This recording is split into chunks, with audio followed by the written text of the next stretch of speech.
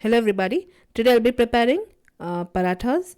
These parathas, layer parathas, are excellent when it's served along with chicken gravy. I did this recipe earlier, but due to the video quality was not good, I'm redoing this video again. The ingredients required for this recipe would be 2 cups of all-purpose flour, 1 teaspoon of salt, and 1 teaspoon of sugar. We definitely need warm water, about a cup of warm water. I've got the warm water to a boiling point and I've removed it from flame. And to the warm water, I'm going ahead and added the salt and sugar. I'm just going to dissolve these two. The recipe, I have done a lot of changes in the recipe. In my previous recipe, you can see I've added corn flour, a lot of oil, and all of that.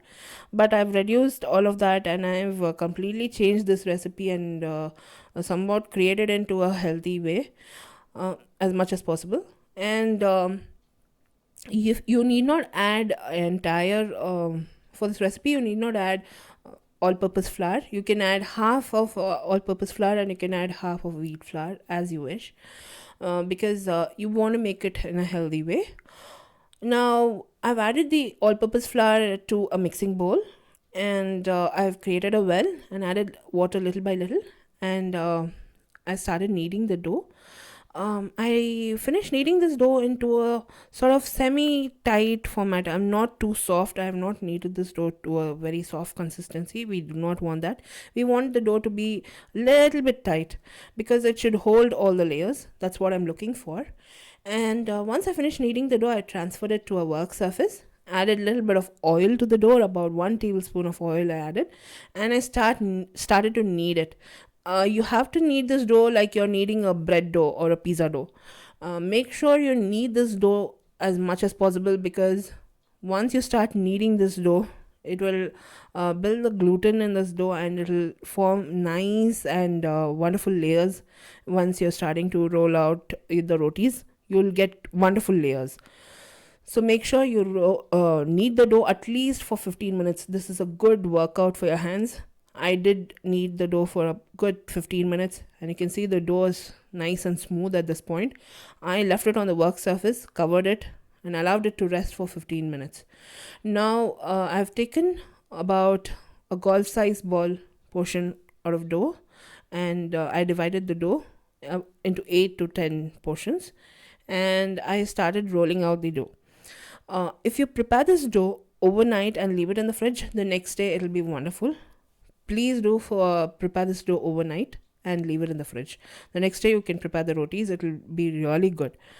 Now I've gone ahead and rolled out the dough into a very thin sheet, added about a tablespoon of oil, and spread the oil all over the dough. And I just lifted the entire dough which I have rolled out and stretched it a bit and created that fan like format. And as you can see, automatically it has formed layers. I rolled it back into a dough ball again, and allowed this to rest for another half an hour's time.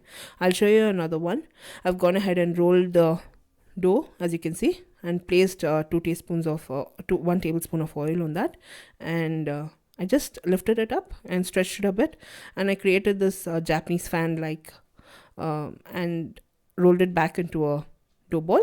And I'm going to allow this to marinate, or allow this to rest for half an hour's time. And once this rests for half an hour's time, just can go ahead and heat a skillet on medium flame and start rolling out your doughs into rotis and start frying them out. The recipe is so simple. You can prepare this in no time and it's really tasty, especially when you have guests at home. You can prepare this and you need not buy the junk stuff from the shops. You can prepare this at home in no time and you can serve it for chicken gravy. It will taste excellent. Now once I finish rolling out the dough, I've gone ahead and transferred it to the skillet, and I'm going to fry it on medium flame and flip it to the other side and fry it on medium flame till it turns light brown in color, and the dough and the roti should cook. That's what I'm looking for. You need not roll this roti out. You can also flatten it using your hands and create the roti. It's up to you. Whichever is easy for you, you can prepare that way, but the layers will be excellent. And once you add the oil and you start frying the roti out to both sides till it's light golden brown in color. The roti will have nice layers. You can see all the layers. And you can serve this hot for chicken gravy, or you can serve it with vegetable korma.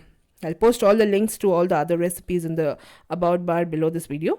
The recipe in detail for this parotta recipe is also posted in the blog, in my blog. I'll post my blog link in the about bar below this video.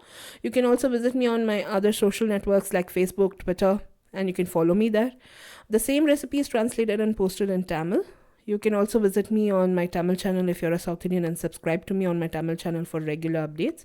As you can see, once the paratha has cooked, I've gone ahead and removed it from flame, and I'm gone ahead and served it. This is best served when it's hot, along with chicken gravy. Do try this recipe if you're organizing any parties, or if you've got some special event at home. Do try this recipe and post your comments. This stores excellent in the refrigerator. Put it in a plastic baggie and store it in the fridge. You can heat it up again and use it for a different recipe, or you can serve it as a paratha along with chicken gravy. Now the recipe, follow me on my blog.